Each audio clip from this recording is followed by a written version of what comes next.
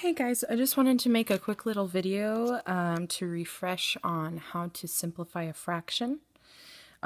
So this is what we would use anytime we have a fraction that is not in its simplest form. So maybe something like 10 over 12. So I know that this is not the simplest form for this fraction because there's a number that I can divide both 10 and 12 by. So when it's really easy to see what that number you should divide by is, you can go ahead and just divide by it.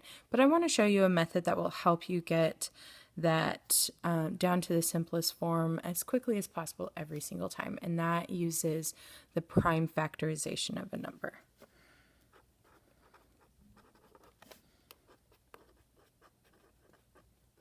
So remember, the prime factorization is just the list of all the prime numbers you would multiply together to get a number.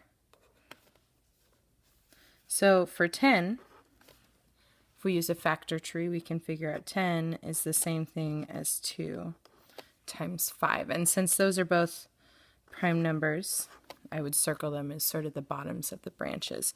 So 10 I can rewrite as 2 times 5. 12 is 2 times 6. So 2 is a prime number. I'm going to circle it.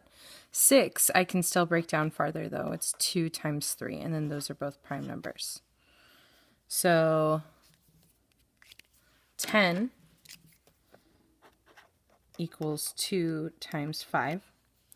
12 equals 2 times 2 times 3. These would be the prime factorizations for a number. So I'm going to rewrite my fraction 10 over 12 using the prime factorization. So 2 times 5 over 2 times 2 times 3.